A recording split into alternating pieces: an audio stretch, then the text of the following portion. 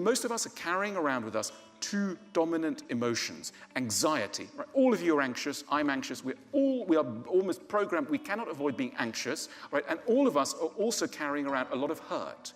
We're far more vulnerable than we ever want us to think. We get someone doesn't look at us in quite the right way, and something goes, oh, what's wrong, what's happened, etc. We notice we're incredibly vulnerable, but it's an affront to our self-image. What, me? I'm getting upset about that thing that person said? No, I don't believe it. So we shut out negative information about our hurt. And the other thing that we are is very anxious because things are always uncertain in a way, but we don't want to face up to it. And what do? Again, it violates our self-image to see ourselves as so anxious. What do we do in order to cope with our anxiety? Distraction. And we have a phone, and we're going to use it a lot to keep at bay all sorts of unpleasant feelings. So we have wonderful strategies for keeping at bay our hurt and our anxiety. Unfortunately, both our hurt and our anxiety are full of really important signals to us about things we need to do, steps we need to take, etc. It's a disaster for organizations that it's now so easy not to pay attention to our worries, because in the stew of our worries, some of which are irrational and nonsensical, are some very important insights, which we now have Twitter and other things to distract us from. So spending time on your own, you know how it is when you're forced to spend time on your own in aeroplanes which have no screen in front of you, and you're suddenly thinking, oh, I'm alone with my mind. It's horrible, isn't it? The reason it's horrible is that you will have backed up an unbelievable amount of anxiety over the last few weeks, months, etc. And it's pulsing to get through. And most of us don't have a mechanism to feel safe and safely untangle the stew of anxieties. We need to do that. There's a kind of self-hygiene, mental hygiene process that we need to do to untangle this. We don't. You know, in relationships, when sometimes you're trying to give a bit of feedback to your partner, and they'll sometimes say, cross their arms, and they say, well, I thought you loved me, and now it seems you're trying to change me.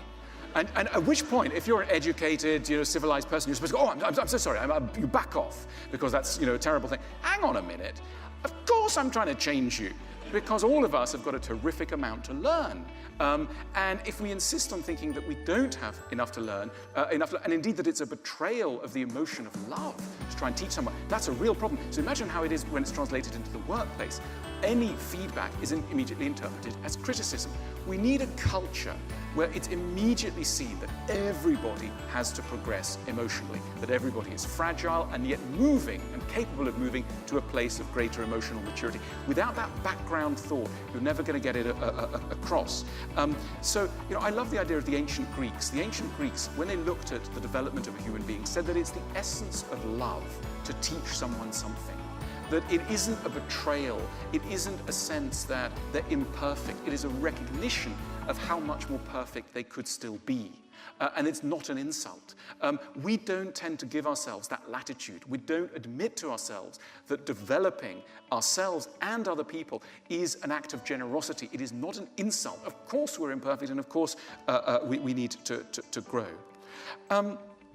In the modern world, one of the things that people are questing for in organizations is meaning. It's come up today already, it will continue coming up. It's a word, what's fascinating is how many people leave organizations and they say, oh, well, the pay was good and the canteen was nice, but I don't know, there's something to do wrong with meaning, right? What does that mean? What human beings crave above all else, and it's really paradoxical, is to serve. It's really odd because we think that a servant is like a sort of load. I don't want to be a servant. You do. You pick this up in the games of children. If you've got children, you know that probably one of their favorite games is playing waiter and like going around with a tray and offering you something. There's a certain age when kids go through the waiter phase, right? And everyone goes, oh, thank you very much. Oh, and they pat them on the head. And that's really, really nice, right? And, we have to recognize that this continues into adulthood. We want to be useful. And we want other people to have their lives in some ways ameliorated by our intervention. And one of the most dispiriting things is to work for an organization where you think, I don't know at the end of the day how I have changed anyone's life, right? Now, why is this? Why is there an epidemic of this?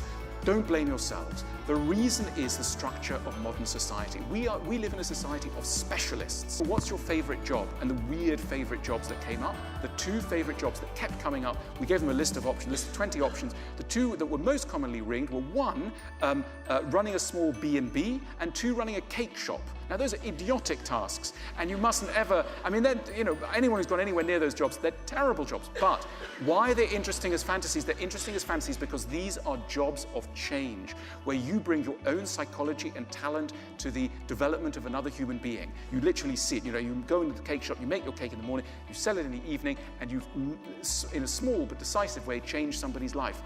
We don't do this normally in large organizations. So what does a large organization need to do?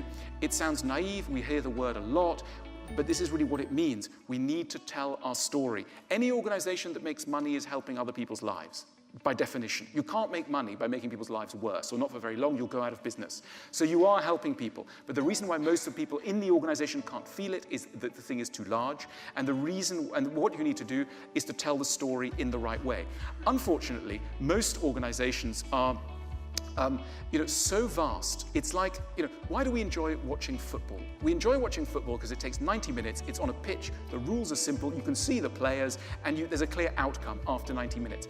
If you compared most workplaces are like a game of football with roughly 25 balls on a pitch. The pitch is maybe 35 square kilometers large. It's maybe in 10 different countries. It takes place over 5 years. And we can't work out where the ball is. It's total chaos, right? So we lose the thread. We don't know what's going on, right? And so no wonder we rush to football in the evening. What an organization needs to do is to commentate, like a commentator. It needs to tell the story and say, look, there's the ball. It's moving towards the left. It's coming to the right. It's going on the 35-kilometer leap towards the goal, whatever it may be. But the point is we're learning to tell our story in a way that is coherent. I could only touch on very few things today. But look, the key takeaway is we are emotional creatures. Because we are emotional creatures, we mustn't deny our fragility in the emotional area. All of us are damaged by our past, and we make the damage always much worse by being in denial. We need a culture where we can honestly admit to our fragilities, where we can get to understand ourselves, we work on self-knowledge, and we become less of a peril to be around. Most of us are too irritable, we're engaged in long sulks, we are scheming in a Machiavellian way. You recognize these patterns. These are emotional patterns. We're clever people hampered by emotional deficiencies. The workplace of the future needs to take emotional knowledge as seriously as we do any other area of modern business. Thank you so much.